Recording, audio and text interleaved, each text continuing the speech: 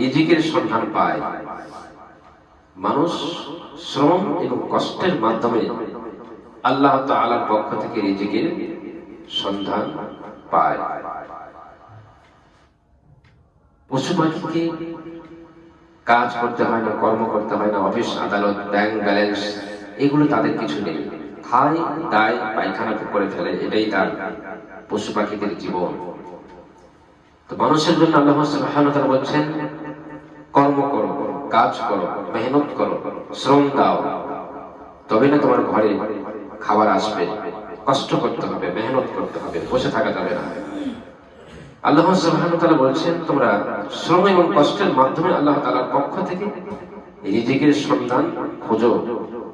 ঘরে বসে থাকলে টাকা আসবে না, পয়সা আসবে না, সম্পদ আসবে না, কিছুই আসবে না। পরিশ্রমে ধন আনে, পুণ্যে আনে সুখ, আলস্যে দারিদ্রতা আনে, পাপে আনে দুঃখ। এজন্য পরিশ্রম আমাদেরকে করতে হবে।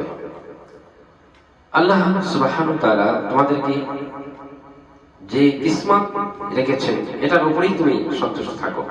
তোমার কিসমতে যেটা আছে সেটার উপর তুমি কি থাকো? সন্তুষ্ট থাকো। তাহলে তুমি সবচেয়ে বড় ধনী হতে পারবে। আমার এটা নাই, আমার ওটা নাই, আমার এটা হলো না, এটা হলো না, এত অভিযোগ বাদ দেন।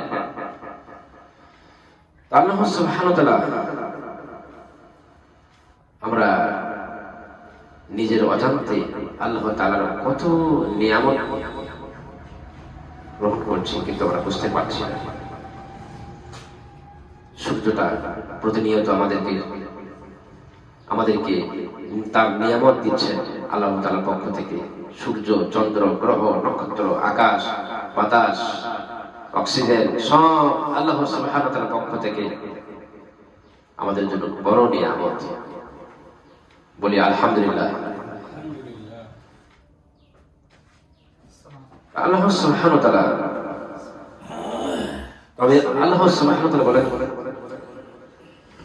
এত তাড়াতাড়ি তোমরা সহজে পাবে না। এজন্য তোমাকে কি করতে হবে? মেহনত করতে হবে, জিকির করতে হবে, কষ্ট করতে হবে, তবেই না আল্লাহ তাআলার পক্ষ থেকে তুমি রিজিক পাবে।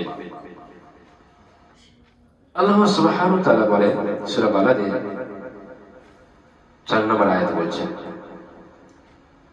লাকাদ খালাকনাল ইনসানা ফি কাবাদ। মানুষকে সৃষ্টি করেছে অত্যন্ত কষ্ট সময়ের মাঝে দিয়া। পৃথিবীর কোন মানুষ, প্রতিটি মানুষ পৃথিবীর কোন না কোন কষ্টের মধ্যে পতিত আছে।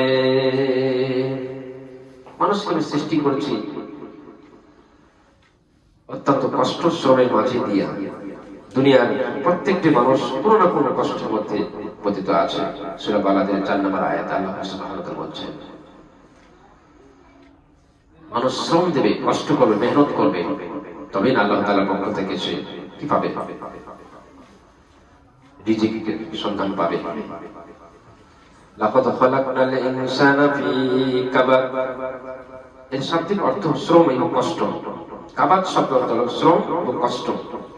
মানুষ সৃষ্টিগতভাবে আজীবন শ্রম এবং কষ্টের মধ্যে থাকে। মানুষ সৃষ্টিগত আজীবন এবং শ্রম এবং কষ্টের মধ্যেই থাকে। আল্লাহ সুবহানাহু ওয়া তাআলা বলেন, ইউরিদুল্লাহু আইয়ুখাফফিফা আনকুম ওয়া খুলিকাল ইনসানু যায়ীফা। আল্লাহ সুবহানাহু ওয়া তাআলা তোমাদেরকে বোঝা হালকা করতে চান। আর মানুষকে সৃষ্টি করা হয়েছে দুর্বল করে।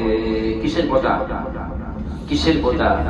আল্লাহ তাআলা ইসলামের প্রতিটি কাজ আমাদের জন্য সহজ করেছেন।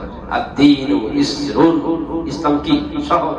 ইসলাম কি সহজ করা হয়েছে, আমরা এটাকে কঠিন করে ফেলি। ইসলাম আদ-দীনু ইসরুন, ইসলাম সহজ। ইসলামটাকে আমরা, অনেক মানুষ রয়েছে ইসলামটাকে কঠিন ভাবে আমরা ধারণ করি না। যে ব্যক্তি অসুস্থ মানুষ, অসুস্থ ব্যক্তি দাঁড়িয়ে থাকে, সালাত আদায় না করতে পারলে বসে থেকে পড়বে, তায়াম্মুম ওযু করতে পারছে না, তায়াম্মুমের ব্যবস্থা রয়েছে। আদ-দীন ইসরুন, পাপকে হালকা করার মাধ্যমে, ইসলামটাকে সহজ করার মাধ্যমে আল্লাহ সুবহানাহু ওয়া তাআলা বলছেন, ইউরিদুল্লাহু আইয়ুখাফফিফ আনকুম ওয়া খুলিকাল ইনসানু যায়ীফা। আর মানুষকে সৃষ্টি করা হয়েছে দুর্বল করে, এবং মানুষের বোঝাকে হালকা করা হয়েছে। যায়ীফা মানে দুর্বল। তবে মানুষের আল্লাহ সুবহানাহু ওয়া তাআলা কি করেছেন? যদিও দুর্বল, তবে আল্লাহ সুবহানাহু ওয়া তাআলা মানুষের ব্রেনের অনেক পাওয়ার দিয়েছে। এই ব্রেনের অনেক পাওয়ার। বিশাল বিশাল জাহাজ, একটা শহরের মধ্যে একটা জাহাজ, বিশাল বিশাল জাহাজ হলো